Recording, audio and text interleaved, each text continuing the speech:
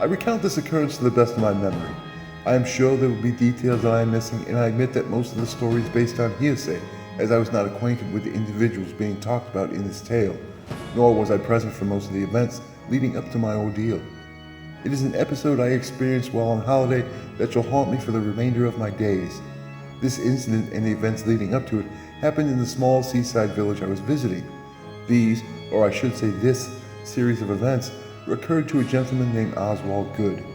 From what I understand from the tabloids and gossiping neighbors, Oswald was a simple, sheepish, and quiet man. He was an accountant by trade and worked long hours.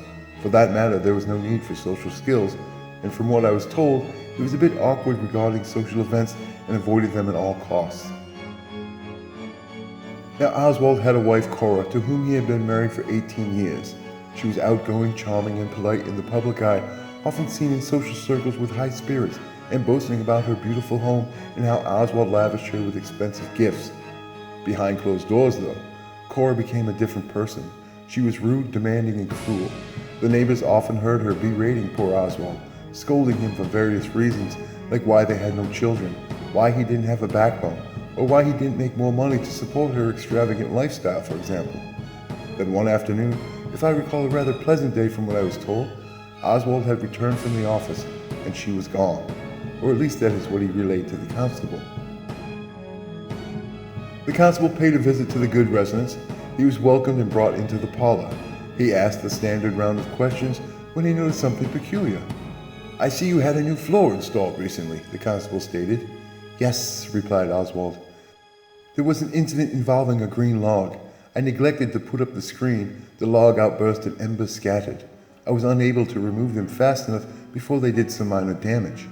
Cora insisted we replace the floorboards as she disapproved of the scorch marks and claimed it made the room look unwelcoming. We had it done just last week, as a matter of fact, by a lovely gentleman from the north." "I see," the constable replied as he tapped his foot on the floor. Curious about why there was a shovel next to the fireplace, Oswald simply replied, "To remove ashes, of course." The constable was pleased with his response. After thoroughly searching the premises and being satisfied that everything appeared in order, the constable promptly left Oswald to his own devices. Of course, the rumors around town were that he finally broke and, shall we say, dispatched his wife. In fact, one of her alleged verbal beatings transpired the night before her disappearance. While they agreed that she treated him poorly, that was no reason to kill her. He could simply get a divorce. After a somewhat thorough investigation by the constable, he deducted that Oswald could not be a suspect.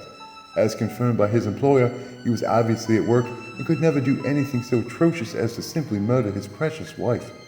Something like this only happens in large cities, not in a quiet village like this. The constable began searching another avenue. Perhaps she visited friends unannounced, as she was known to do from time to time. Or perhaps she ran away with a secret wealthy lover, unbeknownst to anyone in the village, especially Oswald. Several days had passed and there was still no word from Cora. The neighbors assumed the worst, and Oswald soon became a pariah. Some even claimed a putrid aroma lingering around his residence. Oswald claimed it was from a rotting slab of pork that Cora neglected in her absence, and he hastily buried it in a shallow pit by the carriage house. The constable investigated. He found that there was indeed a slab of decaying pork buried in the yard, and told him to cover it in lime so as not to offend the neighbors any further, and Oswald complied. The constable dismissed any further complaints against poor Oswald, as he was obviously troubled by the accusations and this whole affair. This is where I make my appearance in the incident. A few days later, as I was taking my evening stroll, despite a storm that blew in from the coast. The rain was coming down quite heavily if my memory serves me correctly. Passing by the Good residence, I couldn't help but gaze at the darkened home when I heard a blood-curdling scream from within. I quickly rushed to the constable's office and requested assistance, as I thought a troubling disturbance was happening. We promptly returned to the Good residence. He told me to wait on the street while he investigated. He pounded on the door, and after no response, he broke it down. He bravely entered the darkened house and cried out, announcing his presence. There was an eerie silence. I disregarded the constable's order and noiselessly followed from a distance. As the constable approached the parlor, he saw the new floorboards torn out as if pushed up from the backside, and a smattering of dirt and blood leading to the bedroom. He spied something in the hole, a white substance. The constable knelt down, then dabbed his finger in the curious material. He held his finger to his nose and inhaled. "Lime," he proclaimed. He rose and cautiously followed the course with his truncheon on the ready.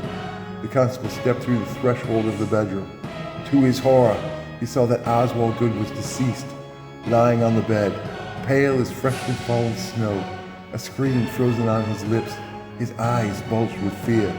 Next to him, the decaying corpse of his late wife Cora, her osseous fingers gripped tightly around his throat.